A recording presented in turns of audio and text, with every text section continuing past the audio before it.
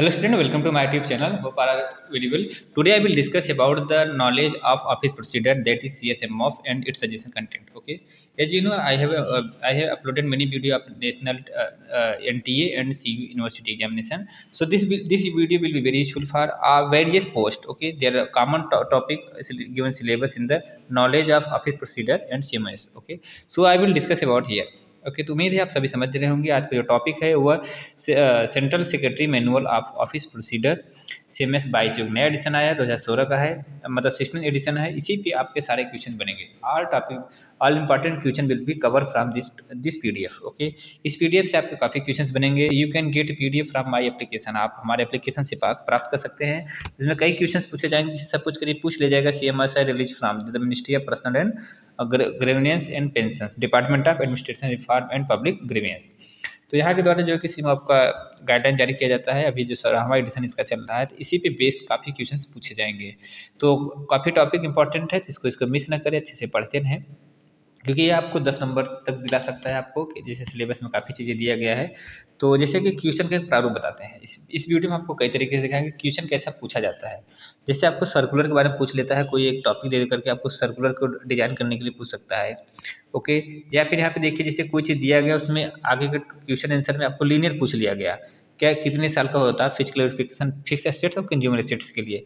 ठीक है, ई government market के बारे में चीज़ें पूछ लें, मतलब फिल इन ब्लैंक पूछ सकता है। कैसे कैसे क्वेश्चन पूछ सकते हैं वो हम आपको यहाँ पे बता रहे हैं। ठीक है, ये चीज़ें हैं, कोई पोर्टल है, बायर और मैंडेटरी है, बायर और सेलर के बीच का कौन सी वेबसाइट है। तो कुल मिला के आपको जो ऑफिस प्रोसीजर का जो टॉपिक का क्वेश्चन हो, आपका फिल इन ब्लैंक्स भी हो सकता है, प्लस में सिंपल क्वेश्चन आंसर हो सकते हैं। जैसे मान लीजिए आपको देता है what is percentage of HRA XYZ salary के क्या क्या परसेंटेज होते हैं 7वें पेंशन स्कीम के हिसाब से। ठीक है, या फिर क्वेश्चन आंसर पूछ सकता है इनकम टैक्स का क्या पर्पज होता है, चीज़ें होती है। मतलब आपको फिल इन ब्लैंक्स भी आ सकता है और आपको लीनियर के आंसर आ सकते हैं। उसके अलावा आपको जो ऑफिस प्रोसीजर है, उसमें आपको चीज़ें पूछ सकता है कि आप RTI लगाते हैं तो उसमें कितने दिन के होते हैं लिमिट, तो आपको 21 दिन से होता है, लेकिन यहाँ 25 दिन का आप लगा सकते हैं। तो कहने मतलब आपको बहुविकल्पी भी क्वेश्चन आ सकते हैं। मतलब 10 नंबर के सवालों में आपको कई तरीके से क्वेश्चन पूछे जा सकते हैं, चाहे वो लीनियर क्वेश्चन हो सकता है, आपका फिल इन ब्लैंक्स हो सकता है, या आपका बहुविकल्पी हो सकता है। तो सारे के सारे काफ़ी इंपॉर्टेंट है। या फिर ऐसे दे दिया, टॉपिक दे दिया, कंसोलिडेटेड फंड कॉर्पस फंड क्या होता है, या PFMS क्या होता है, इन सब पे आप डिटेल दीजिए। ठीक है, RTI क्या होती है, उसके बारे में क्या एग्जम्पशंस होते हैं, सेक्शन 8 में क्या क्या दिए गए हैं, वो सारी चीज़ें बताइए। तो ऐसे क्वेश्चंस पूछे जाते हैं। मतलब ये लिमिट लिमिट कई तरीके की होती है, तो यहाँ पे वेरियस टाइप के पूछे जाते हैं, इसलिए आपको हर तरीके की चीज़ों को आपको पढ़ना है। क्योंकि देखिए, जो PDF है 290 पेज का है, जो PDF हम आपको बता रहे हैं 290 पेज का है। ये पूरा आपको कंटेंट हमारे ऐप पे मिल जाएगा, तो वहाँ से आप इसे ब्राउज कर सकते हैं, देख सकते हैं किस तरह के कंटेंट आ रहे हैं।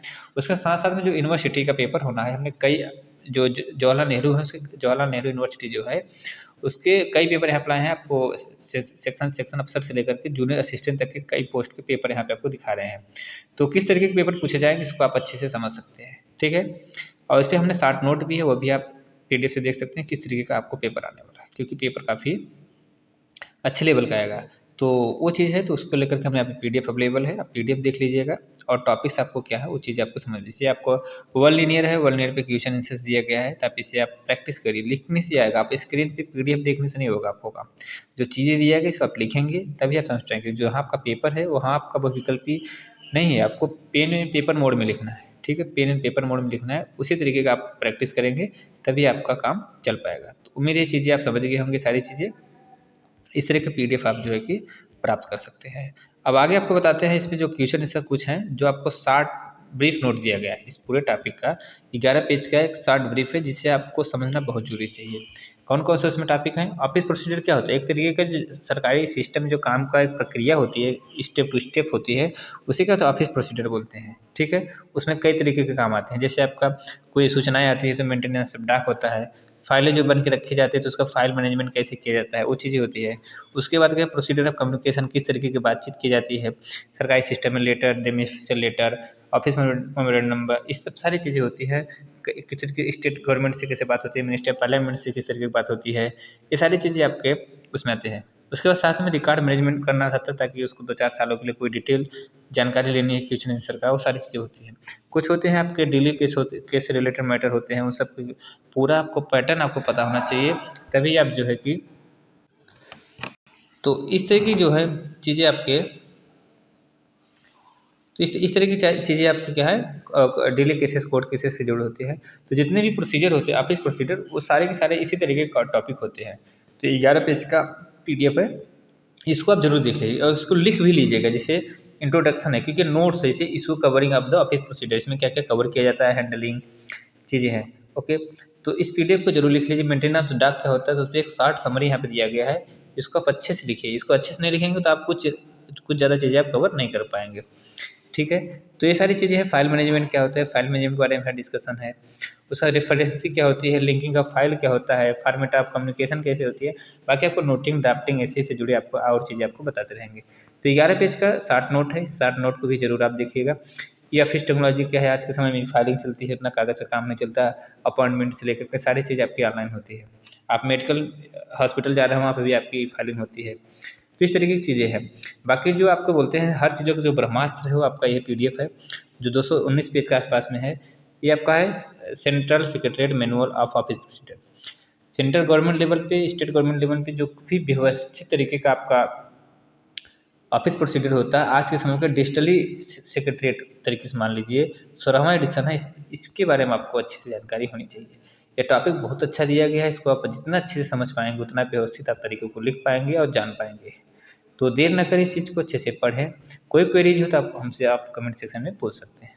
ठीक है, तो ढेर सारी चीज़ें दी गई हैं, कुल मिलाकर के बहुत बेसिक चीज़ें हैं, आप इंग्लिश समझ रहे होंगे। तो आपको ये पूरा कंटेंट इंग्लिश में ही है, हिंदी का कोई कंटेंट हमारे पास इसका नहीं है। आप पूछ सकते हैं मुझसे कोई क्वेरीज होगी तो सारी चीज़ें समझ गए होंगे। इसमें पूरा का पूरा बहुत व्यवस्थित तरीके से दिया गया है, पूरा फैसिलिटी, क्योंकि इसका शॉर्ट नोट नहीं बनाया जा सकता बहुत ज़्यादा। जितना था हमने आपको 3-4 पीडीएफ अलग अलग को सबने हम मर्ज करके दिखा दिया है। तो ये सारी चीज़ें हैं। क्वेश्चन आंसर का हमने प्रारूप दिखा दिया है कि linear, single, fill in blank, किसी भी प्रकार का आपका पैटर्न आ सकता है।